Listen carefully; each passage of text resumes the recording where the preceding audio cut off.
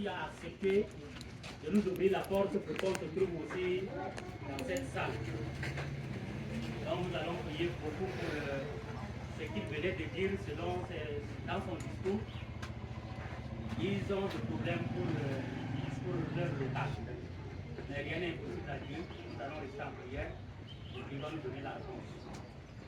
Merci, nous allons voir le texte que notre frère venait de lire.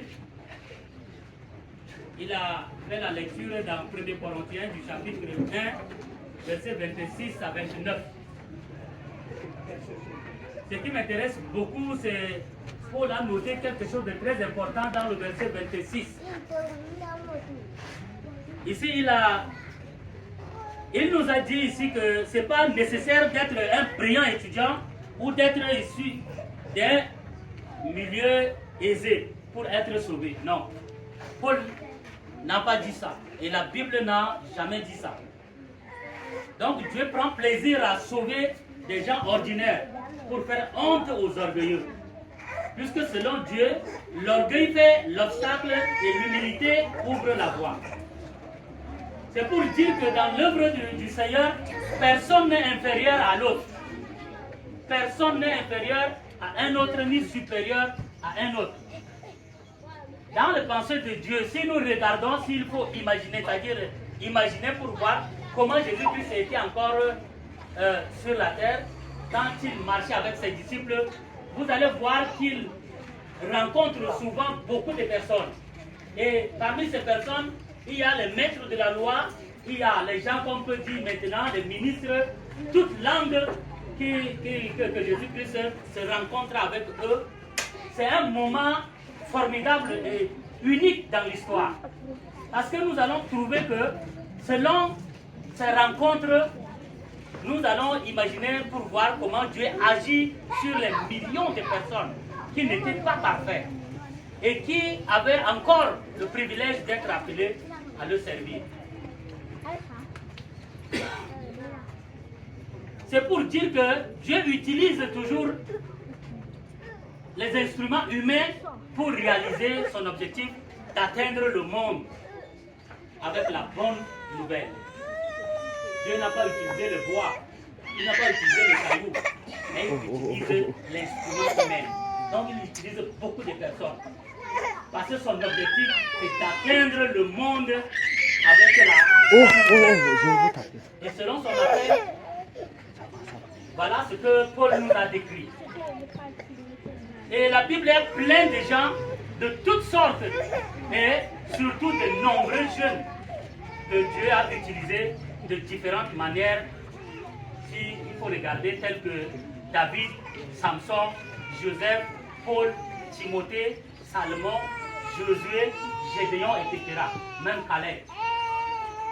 Dieu a utilisé ces jeunes-là. Quand on donne le nom, ne pensez pas que ce sont les vieux, mais ce sont les jeunes. Quand Dieu les a appelés, il les a appelés tout jeunes. S'il faut regarder pour voir l'appel de Jérémie, qu'est-ce que Jérémie a dit? Jérémie a dit non, Dieu, je ne peux pas. Je suis encore un enfant. Comment tu peux m'envoyer? Qu'est-ce que je vais dire à ces gens-là? Là où il a dit non, tu vas partir. Il a dit que non, moi je ne connais pas parler. Mais il a dit c'est moi qui a fait ta bouche là. Je peux toucher ta bouche et tu vas tout dire. Je vais te dire d'aller. Même quand il avait appelé Moïse, Moïse avait discuté. Tous les gens que Dieu a appelés, il les a appelés étant jeunes.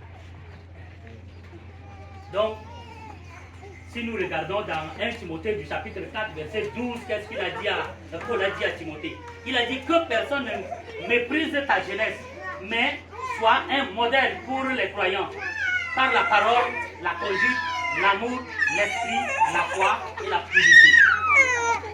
Pourvu que tu es jeune, mais pourvu que tu sois modèle, que tu sois fidèle, que les gens trouvent l'amour en toi, il faut que tu trouves de l'amour en toi.